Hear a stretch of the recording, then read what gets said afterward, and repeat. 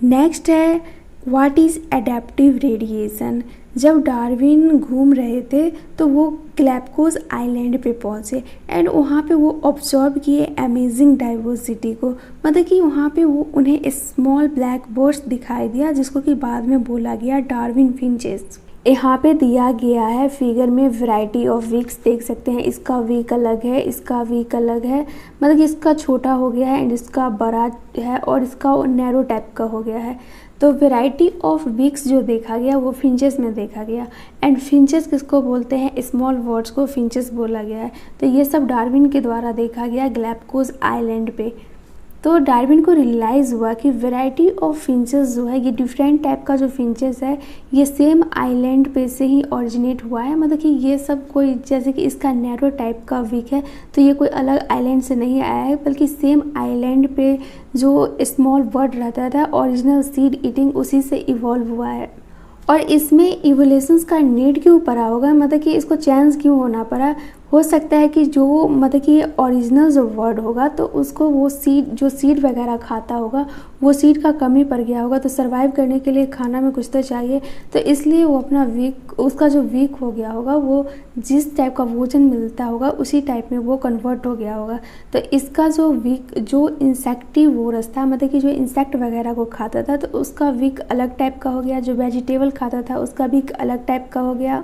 तो वही यहाँ पे बोला गया है कि ये जो एवोल्यूशन का प्रोसेस हुआ है डिफरेंट स्पीसीज का गिवन जियोग्राफिकल एरिया में, मतलब कि एक पॉइंट से स्टार्ट हुआ है एंड वो रेडिएट कर गया है अदर एरियाज़ में, अदर एरियाज़ में रेडिएट किया है, मतलब कि अदर हैबिटेट में, बट जियोग्राफी एक ही है, मतलब कि वो एक ही आइलैंड का बात कर रहे हैं।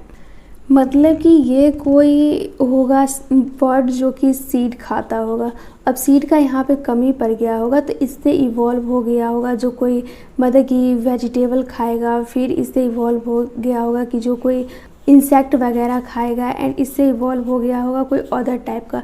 तो ये देख सकते हैं यहाँ से रेडिएशन टाइप का निकल रहा है, तो इसी को यहाँ पे बोला गया है एडेप्टिव रेडिएशन। एंड एनसीईआरटी में एडेप्टिव रेडिएशंस का 2 एग्जाम्पल दिया गया है, एक डार्विन फिंचेस दिया गया है एंड एक ऑस्ट्रेलियन मार्सुपियल्स दिया गया है। तो यहाँ पे बेस्ट एग्जाम्पल जो है वो डार्विन फिंचेस का अभी देख चुके हैं, अब नेक्स्ट देखते हैं ऑस्ट्रेलियन मार्सुपियल्स का। तो यहाँ पे देख सकते हैं जितना भी मार्सुपियल है वो एक दूसरे से अलग दिख रहा है, बट ये जो इवॉल्व हुआ है वो एक ही एंसेस्टर से इवॉल्व हुआ है। रेडिएशन का मतलब ही है कि एक पॉइंट से ओरिजिनेट होना। एंड यहाँ पे बोला गया कि जितने भी ऑस्ट्रेलियन मार्सुपियल है सब मतलब कि एक ही आइलैंड के हैं, वो है ऑस्ट्रेलियन आइलैंड कॉन्टिनेंट के, कोई अलग जगह से मूव करके नहीं आए हैं। एंड फिर बोला गया है कि जब एक से ज़्यादा एडेप्टिव रेडिएशन अपीयर होता है एक ही आइसोलेटेड जियोग्राफिकल एरिया में तो उसको बोलते हैं कन्वर्जेंट एवोल्यूशन। तो देख सकते हैं ये जो है तस्मेनियन उल्फ और एक मतलब कि ये है इस एरिया में, तो इसी एरिया में एक और आ जाता है प्लेसेंटल उल्फ, तो दोनों एक ही एरिया में आ जाता है, तो दोनों का जो बिहेवियर भी होता है वो सेम होता है और थोड़ा देखने में भी सेम रहता है। एंड ये फिगर में समझाया जा रहा है ऑस्ट्रेलियन मार्सुपियल को, मतलब कि ये एडेप्टिव रेडिएशन कैसे है। तो देखो एक इसका एंसेस्टर है, उसी से सब ऑरिजिनेट हो रहा है। ये फर्स्ट वन ये है तस्मेनियन उल्फ, तो ये जितना भी दिया गया है उसको मैं सिंपल याद की थी T² B² M² K² WS। तो इधर से स्टार्ट करना, टी में तो तस्मेनियन वुल्फ सबको याद रहता है, टी से एक तस्मेनियन वुल्फ आएगा एंड एक टाइगर कैट आ जाएगा, तो टी वाला 2 ही एग्जाम्पल दिया गया। अब बी से स्टार्ट होता है तो बी में आता है बैंडेड एंड ईटर और एक और बी का एग्जाम्पल है वो है बैंडिकूट। तो बैंडेड ईटर एंड बैंडिकूट सेम ही लगता है। एंड फिर बी के बाद एम का 2 एग्जाम्पल है, एक तो मार्सुपियल रेट याद ही रहेगा एंड रेट के ही जैसा एक मोल रहता है तो ये हो जाएगा marsupial mole.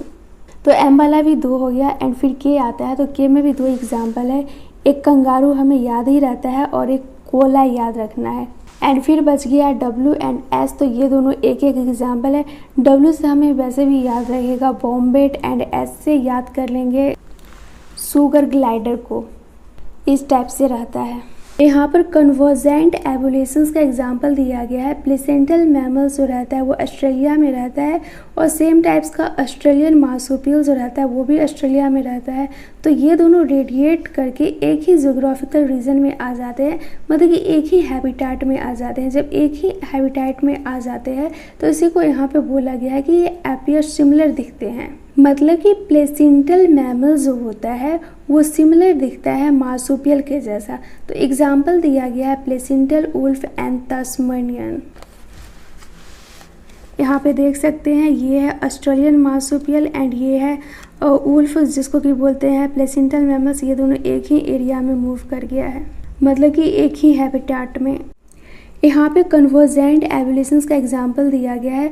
Australian marsupial and placental mammals जब एक ही रीजन में आ जाता है तो उसको बोलते हैं कन्वर्जेंट एवोल्यूशंस।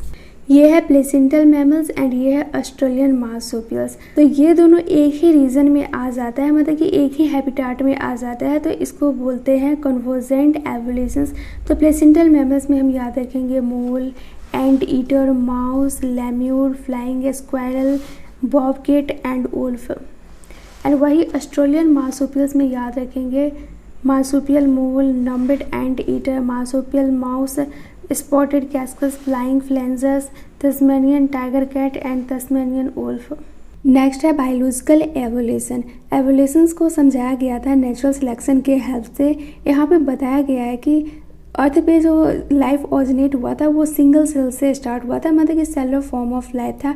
एंड फिर वो कॉम्प्लेक्स मतलब कि प्रोकारियोटिक पहले बना हुआ था, फिर यूकैरियोट में कन्वर्ट हो गया, मतलब कि कॉम्प्लेक्सिटी इंक्रीज हो गया। एंड ये डिपेंड करता है मेटाबॉलिक कैपेबिलिटी पे।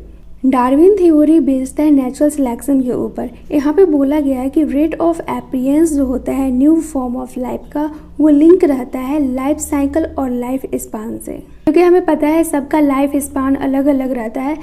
तो उसी को यहाँ पे समझाया गया है। माइक्रोब्स जो होता है ये डिवाइड करता है फास्ट वे में एंड इसके पास एबिलिटी रहता है कि ये खुद को मल्टीप्लाई करके, मतलब कि मिलियंस ऑफ इंडिविजुअल आवर्स में ये मल्टीप्लाई करके बना सकता है। अब यहाँ पे लैब वाला एवोल्यूशन समझाया गया है। यहाँ पे बैक्टीरिया का कॉलोनी लिया गया है जिसमें कि 2 टाइप का बैक्टीरिया ग्रो कर जाता है। एक तो मतलब कि 100% बैक्टीरिया है, तो उसमें से 80% बैक्टीरिया जो रहता है वो नॉर्मल रहता है, उसमें कोई भी वेरिएंट नहीं आता है। एंड जो 20% बच गया उसमें वेरिएशन आ जाता है, मतलब कि दोनों देखने में तो सेम ही लगते हैं बट कुछ इंटरनली वेरिएशन आ जाता है। तो फिर ये जो कॉलोनी ऑफ बैक्टीरिया का लिए थे मीडियम में, अब मीडियम चेंज कर देते हैं, अनदर मीडियम में पुट कर देते हैं बैक्टीरिया कॉलोनी को। तो वहाँ पे क्या होता है कि जो 20% बैक्टीरिया था जिसमें वेरिएशन आया था वो सर्वाइव कर जाता है न्यू कंडीशन में, और बाकी का जो 80% था वो डेथ कर जाता है। तो ये सब वेरिएशन के वजह से हुआ है कि जो 20% वाला था वो ग्रो कर गया एंड 80% वाला डेथ कर गया। तो यहाँ पे वही बोला गया है कि जिस पॉपुलेशन में वेरिएशन आया वो ग्रो कर गया एंड अपना न्यू स्पीसीज बना लिया। एंड ये सब लैब में करवाया गया है, तो डेज में ही हो गया होगा या आवर्स में ही हो गया होगा। सेम थिंग इसी चीज़ को करवाने के लिए फिश हो गया, फॉल हो गया, ह्यूमन हो गया, ये सब में मिलियंस ऑफ ईयर्स लगेगा, क्योंकि ये सब का लाइफ स्पान जो रहता है वो ईयर्स तक में रहता है। एंड माइक्रोब्स वगैरह का, बैक्टीरिया वगैरह हो गया, तो ये सब का लाइफ स्पान बहुत ही छोटा रहता है।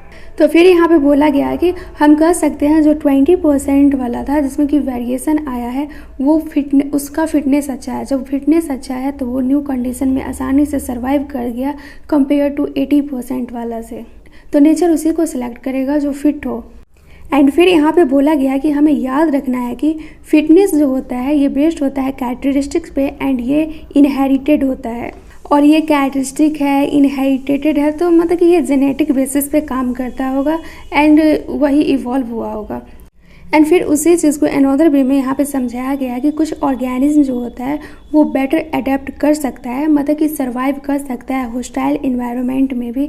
एंड ये जो एडेप्टिव एबिलिटी है, मतलब कि ये सर्वाइव कर गया होस्टाइल इन्वायरमेंट में, तो ये जो एबिलिटी होता है वो इनहेरिटेड रहता है, मतलब कि ये जेनेटिक बेसिस पे रहता है। फिटनेस जो होता है ये इन रिजल्ट है ability to adapt and selected by nature. इस लाइन का सिंपल मीनिंग ये हुआ कि अगर कोई, जैसे कि हम अभी जस्ट देखे थे 100% कॉलोनी है बैक्टीरिया का, तो उसमें 80% डेथ कर जाता है एंड 20% सर्वाइव कर जाता है, मतलब कि उसमें एबिलिटी है कि वो हॉस्टाइल इन्वायरमेंट में भी रह सकता है, तो नेचर उसी को सेलेक्ट करेगा।